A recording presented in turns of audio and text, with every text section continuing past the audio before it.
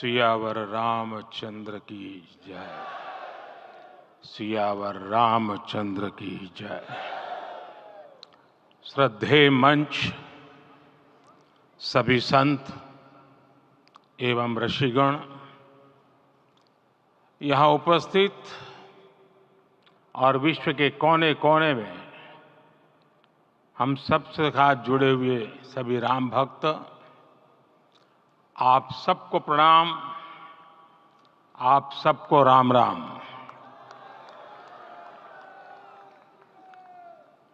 आज हमारे राम आ गए हैं।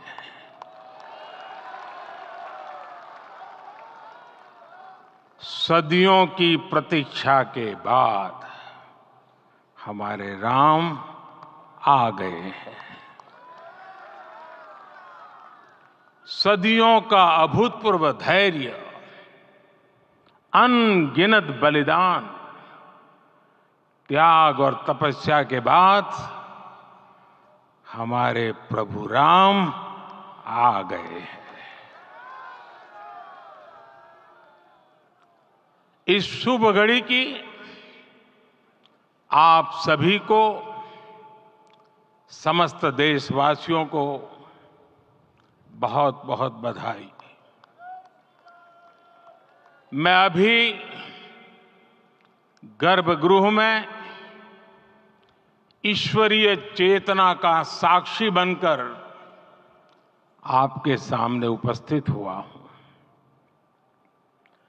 कितना कुछ कहने को है, लेकिन कंठ अवरुद्ध है। मेरा शरीर अभी भी स्पंदित है, चित्त अभी भी उस पल में लीन है।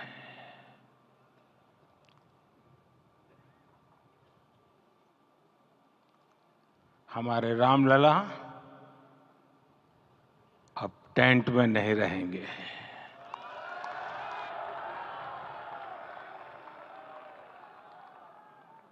हमारे रामलला अब इस दिव्य मंदिर में रहेंगे। मेरा पक्का विश्वास है, अपार श्रद्धा है कि जो घटित हुआ है, इसकी अनुभूति देश के, विश्व के कोने कोने में राम भक्तों को हो रही होगी। ये क्षण अलौकिक है, ये पल पवित्रतम है। ये माहौल, ये वातावरण, ये ऊर्जा, ये घड़ी प्रभु श्री राम का हम सब पर आशीर्वाद है। 22 जनवरी 2024 का ये सूरज एक अद्भुत आभा लेकर आया है। 22 जनवरी 2024 ये कैलेंडर पर लिखी एक तारीख नहीं, ये एक नए काल चक्र का उद्गम है।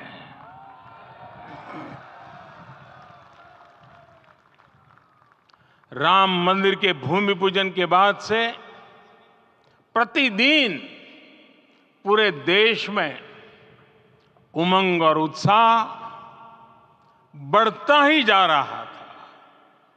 निर्माण कार्य देख देशवासियों में हर दिन एक नया विश्वास पैदा हो रहा था। आज हमें सदियों के उस धैर्य की धरोहर मिली है। आज हमें श्री राम का मंदिर मिला है। गुलामी की मानसिकता को तोड़कर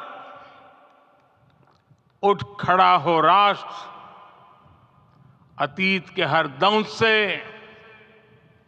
हौसला लेता हुआ राष्ट्र ऐसे ही नव इतिहास का सृजन करता है। आज से 1000 साल बाद भी लोग आज की इस तारीख की, आज के इस पल की चर्चा करेंगे। और ये कितनी बड़ी राम कृपा है कि हम सब इस पल को जी रहे हैं, इसे साक्षात घटित होते देख रहे हैं। आज दिन दिशाएं, दिग दिगंत सब दिव्यता से परिपूर्ण है। ये समय सामान्य समय नहीं है। ये काल के चक्र पर सर्वकालिक शाही से अंकित हो रही अमिट स्मृति रेखाएं हैं। साथियों, हम सब जानते हैं कि जहां राम का काम होता है, वहां पवन पुत्र हनुमान अवश्य विराजमान होते हैं। इसलिए मैं राम भक्त हनुमान और हनुमान गढ़ी को भी प्रणाम करता हूं। मैं माता जानकी, लक्ष्मण जी, भरत, शत्रुघ्न सबको नमन करता हूं।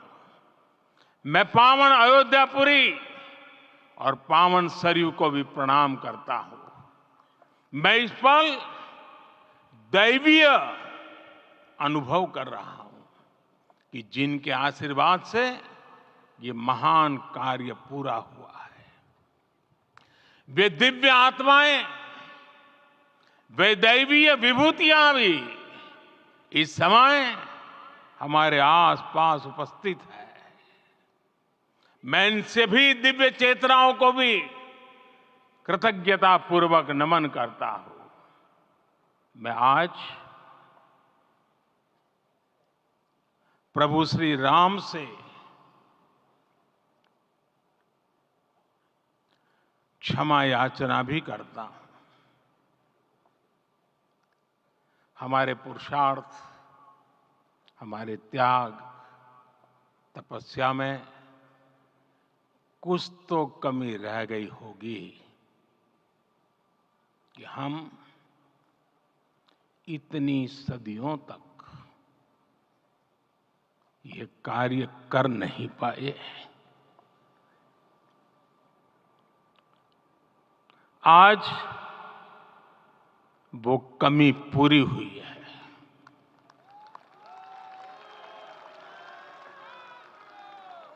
मुझे विश्वास है प्रभु राम आज हमें अवश्य क्षमा करेंगे। मेरे प्यारे देशवासियों, त्रेता में राम आगमन पर पूज्य संत तुलसीदास जी ने लिखा है, प्रभु बिलोकी हर से पुरबासी, जनित वियोग विपत्ति सबनासी। अर्थात प्रभु का आगमन देकर ही सब अयोध्यावासी, समग्र देशवासी हर्ष से भर गए। लंबे वियोग से जो आपत्ति आई थी, उसका अंत हो गया। उस कालखंड में तो वो वियोग केवल 14 वर्षों का था। तब भी इतना असह्य था। इस युग में तो अयोध्या और देशवासियों ने सैकड़ों वर्षों का वियोग सहा है। हमारी कई कई पीढ़ियों ने वियोग सहा है। भारत के तो संविधान में उसकी पहली प्रति में भगवान राम विराजमान है। संविधान के अस्तित्व में आने के बाद भी दशकों तक प्रभु श्री राम के अस्तित्व को लेकर कानूनी लड़ाई चली। मैं आभार व्यक्त करूंगा भारत की न्यायपालिका का, जिसने न्याय की लाज रख ली।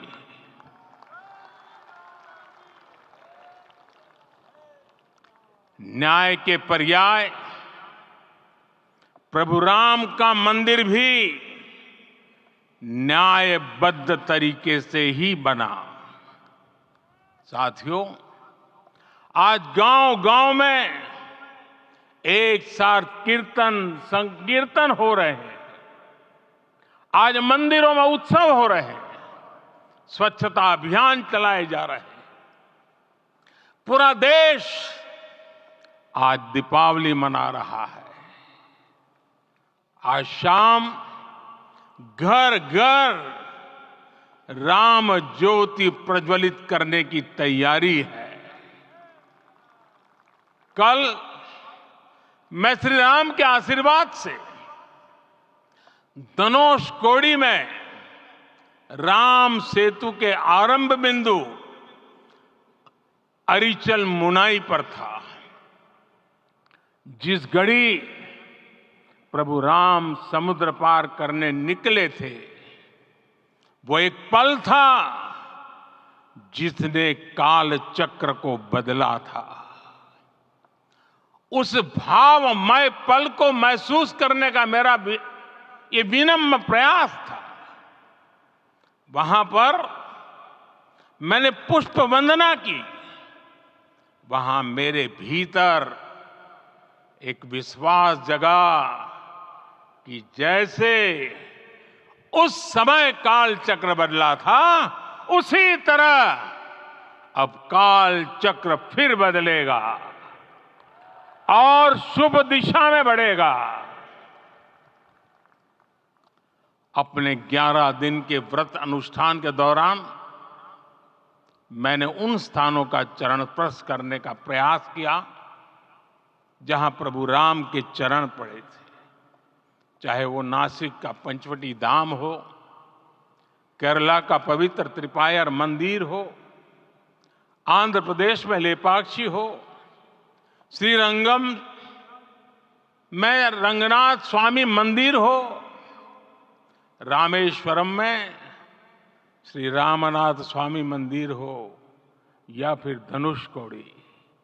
मेरा सौभाग्य है कि इसी पुनीत पवित्र भाव के साथ मुझे सागर से सरयू तक की यात्रा का अवसर मिला।